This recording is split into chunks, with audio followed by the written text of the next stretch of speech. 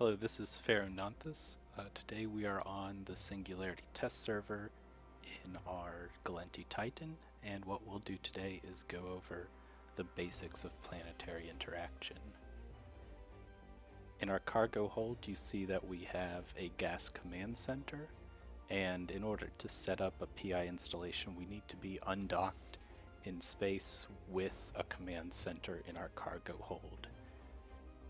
We're going to set up our planetary colony on Planet 6, so the first thing we do is select that in the overview and click to view in planet mode to switch to the PI interface.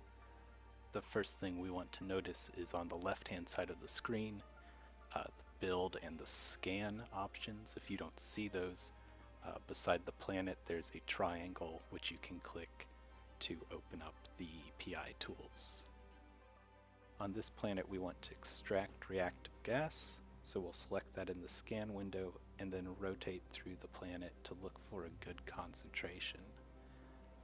Right here looks to be a good area to pull reactive gas. We can adjust the scaling of the heat map to highlight the areas with the highest concentration. So right here looks to be a good place to set up, so we'll switch to the build window, and then under the highlighted command center we'll select our gas command center and place it down on the planet. The next thing we want to do is select the command center again, and in the lower right we'll select upgrade, and for our purposes we'll just upgrade it to level 3. So we do that, hit upgrade, and then hit submit. At this point we're ready to build our spaceport and our extractor control unit. The first thing we want to build is the spaceport, and we just want to place it in between those two hotspots. When we build the extractor control unit, what we need to pay attention to is this darker region surrounding the extractor control unit. That shows us the area that we'll be able to extract from.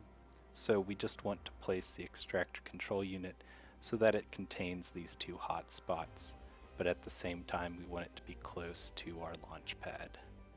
After having placed those two, we want to create a link between the spaceport and the extractor control unit, and then we'll submit the job. Selecting our extractor control unit, on the lower left side we see the option to survey for deposits. Selecting that gives us the survey program window, and on the right hand side we can choose the different materials we wish to extract from the planet. For our purposes we want to pull reactive gas from the planet, so we select that on the right, and then on the left hand side we need to install extractor head units. Below the option to install the extractor head units, we have the option for the extraction area size, and we want to bump that up to about 1 day. You'll notice that having bumped that up to a day from 1 hour, the radius of each extractor head unit has increased, and you'll notice this interference between the overlapping radii. That decreases our efficiency, so what we want to do is space those out when we place them over the hotspot.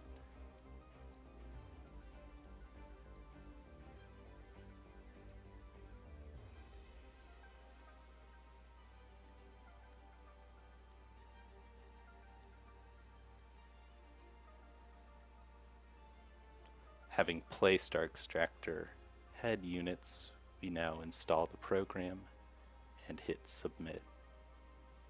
After having submitted the extraction program, we again select the extractor control unit, and the second option is where we route the products from the extractor control unit to the spaceport. We create the route and then we submit the job. In a day we'll return and we'll have material in the launch pad which we can then refine.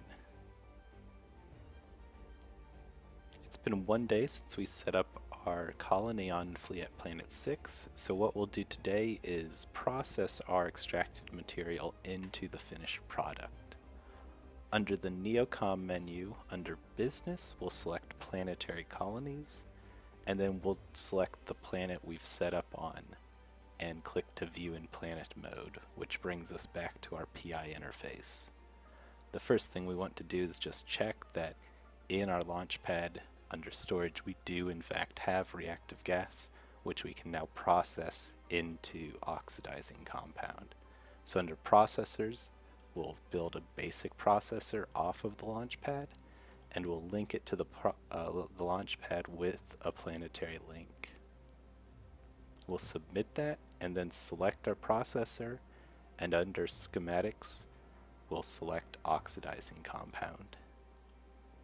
Next we'll route the oxidizing compound from the processor to the launch pad. Having done this, we now submit the job, and now selecting from the launch pad we'll route the reactive gas to our processor.